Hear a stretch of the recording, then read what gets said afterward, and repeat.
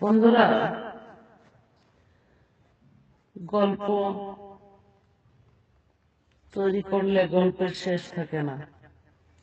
নিয়ে বিনিয়ে গল্প বলা যায়, গল্পটা কতটুকু সঠিক হয়, যদি সত্যি হয় তাহলে গল্পটা সকলের কাছে গ্রহণযোগ্য হয়। আর গল্প যখন মিথ্যা হয় কিন্তু কার কাছে গ্রহণযোগ্য না, মানুষের গালি খাইতে হয়। এটাই কিন্তু বাস্তব। এই ধরো,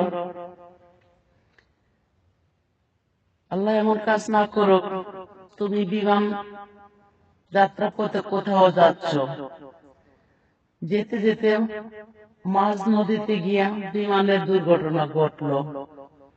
ঘটার পরে তুমি, তোমার সাথে বন্ধুগণ, যাত্রীগুলো সবাই বেঁচে গেল। তো যখন বেঁচে আছো তখন সাঁতরাইতে সাঁতরাইতে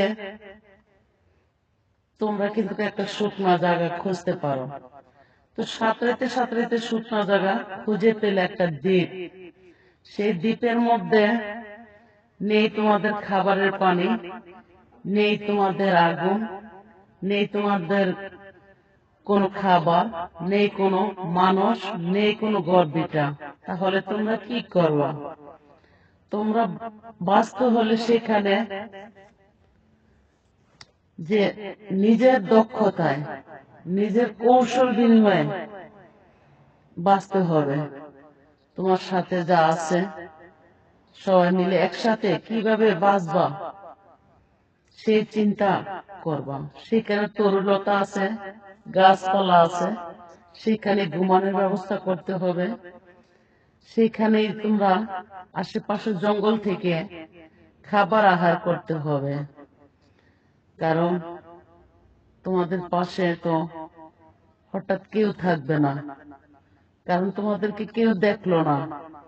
তোমাদের নেই মোবাইল, নেই কোনো সংযোগ, নেই কোনো নৌজাহান চলাচল। তাহলে কি করবা? কিন্তু হাল ছেড়ে দিলে হবে না, বাঁচতে হলে লড়তে হবে। লড়াই সংগ্রামের মধ্যে দিয়েই মানব জীবন। তো হয়তো গল্পের ভাষায় কথাগুলা এমনটা বাস্তবে হয়। তো এমন করতে করতে তোমাদের সঙ্গে সাথী কেউ না কেউ মারা গেল, তোমরা নিজেরাই জানাজার করে সেখানে মাটি দিলা।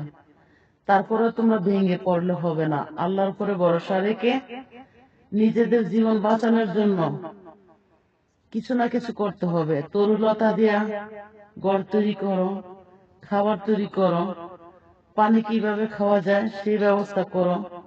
নিশান উড়াইয়া সংকেত দেও, কারো চোখে পড়ে কিনা। কিন্তু দেখলা বছর গেল, 2, 4, 5 বছর চলে গেল, তাও তোমাদেরকে কেউ দেখতেছে না। তোমাদের মৃত্যু ঘোষণা দিল, নিউজ হলো, তোমরা জানলা না। কিন্তু তোমরা হাল ছেড়ে দিলে চলবে না।